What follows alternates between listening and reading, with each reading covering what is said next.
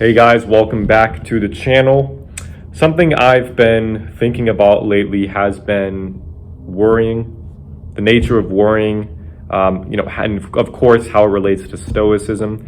For many of you longtime viewers now of the channel, you guys know that I have a current Succeeding with Stoicism series on the channel. So I encourage you guys to check that out. Worrying is something that a lot of us have been doing now, probably more than ever with the current state of maybe not just the country we're in, but the entire world, really. If you're watching this video in a post-pandemic world, that's fantastic. And I'm confident we'll get there one day, hopefully soon. Until then, particularly as is applying to current state of affairs, worrying is something, probably understandably so, that we're doing a lot more of than, average daily life. But if we really think about what worrying is and how much it helps us, I think what you find is it doesn't really help us much at all. And then it is actually a pretty irrational response to things that are going on in life. So if we're going to take a Stoic approach to worrying, I think most of the ancient Stoics, Marcus Aurelius, Epictetus, Seneca, these people, these philosophers would understand it, because these Stoics weren't like robotic people who didn't have emotions, who didn't understand why people succumb to pain and pressure or felt nervous ever or fear. They definitely felt these things, but they worked very hard to keep them in check and to see them for what they are. So if we take that approach to worrying and try to see it for what it is, I think what you see very quickly, if you're taking the Stoic approach to it, is that worrying in and of itself, just worrying about things that are happening in your life, or that are going to happen in the future, or that may happen, which is even more ridiculous, is that exactly. It's not just irrational, but ridiculous to only worry about things in your life and then do nothing about it. So much in the same way as I've come to view anger and the role that anger can play in our lives, which is, and this is something that I actually disagree with at least some of the Stoics' view on anger. I think it may have been Seneca who believed that anger, I could be wrong, maybe it's Epictetus, I think it was Seneca though, whose views on anger was very simply put that anger is always a destructive force within yourself that you should try to avoid at all costs. And I'm probably simplifying that to some degree. I don't agree with that. I think I did it first when I first came across that, and I was very enchanted by Stoicism because it was so novel to me. And that novelty's worn off. I've had time to think about it. And I actually think viewing anger as always a destructive force and nothing else is in itself destructive to you. I view anger as something that can be very helpful and beneficial to you, because it can serve as a guide to things that you need to take action on in your life. Because if something or someone in your life is angering you, there's a reason for why you're feeling that in the first place. It's usually not just something random that occurs within you. There's this strong feeling, this strong emotion inside of you.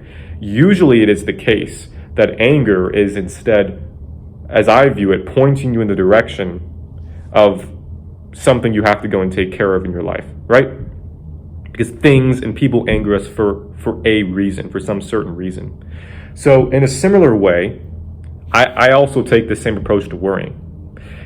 If you're going to sit on your bed for an hour today and worry about something that's coming up in the future, or something that may come up in the future, just worrying about that for an hour of your day is a wasted hour, because worrying in and of itself isn't going to actually do anything. You can worry about an upcoming test you have, how difficult you think it's going to be, how unprepared you think you are, how scared you are of it, how worried you are of how poorly you're going to perform on the test.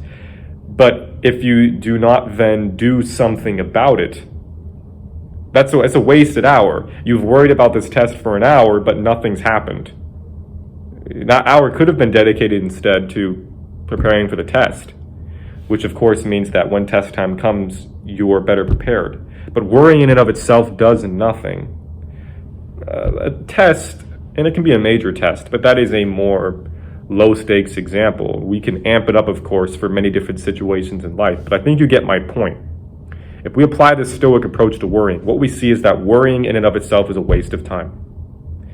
The better approach is to, when you notice yourself worrying about something, the better approach is to recognize it in yourself first. And whether you say it out loud or just in your head, you first tell yourself, I'm worrying about this thing. Why? And it's very useful, I think, to explore our emotions like that. And to not, as some people misconstrue Stoicism to believe, to just push them away or push them down, never deal with them. Instead, if we explore our emotions like that, we can ask ourselves questions like, why are we worrying about this particular thing? And once we figure it out, what exactly it is that's causing us this stress and anxiety, then we can ask ourselves, all right, what can we do about it? And this is where the important Stoic element of this comes in, because as we've talked about before, and this is something that I think primarily it was Epictetus, I believe, who promoted this.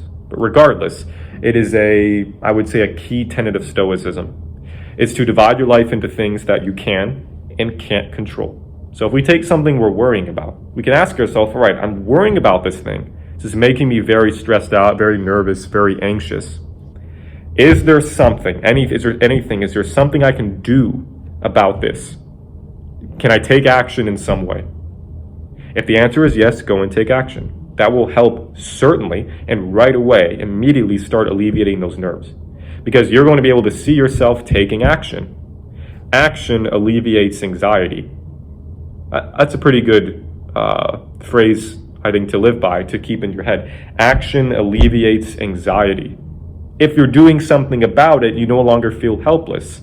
You are proving to yourself as you watch your actions, as you watch yourself, like your hands, like you watch yourself go and take action on this thing, you are showing to yourself, you are proving to yourself that you are not helpless, that this does not have to just bulldoze you, or life itself does not have to just bulldoze you, that you can actually do something about this to change your circumstances and to alleviate this anxiety.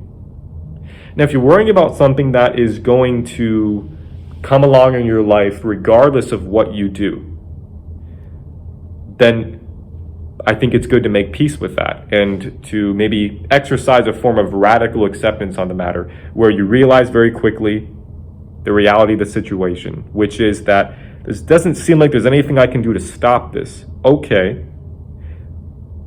Can I control something about this? Now, no. Not in the proactive sense. But as we've talked about before, and I'm sure we've talked about in the Succeeding with Stoicism series on this channel here, is that, okay, maybe we don't have the first category of this thought exercise in our domain. What about the other one? What do we do when we can't control something in life? What we can still do is we can control how we respond to it in life. So this thing is going to happen regardless of what we do. We say, fine, this is going to happen. This is a natural part of life. It's going to happen regardless of what I do. What we can still do is control how we respond to it. How are we going to respond to this thing or this person, right?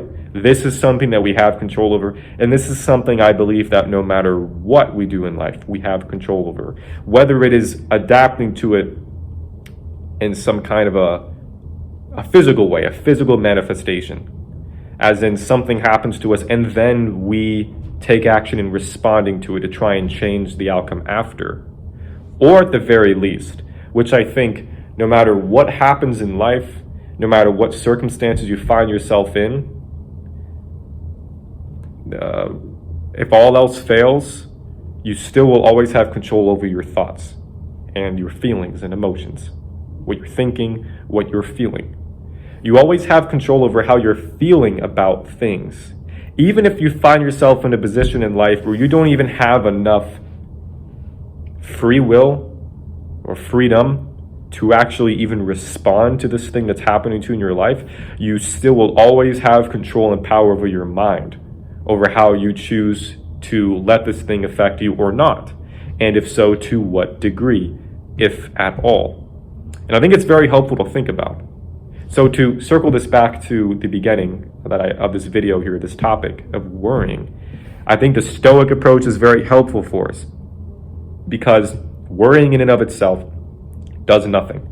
Sitting on your bed for an hour, as I said, worrying about something that is going to happen in your life, or even worse, even more ridiculous and more irrational, that may happen, is a waste of time. Instead, take action. As I said, action alleviates anxiety.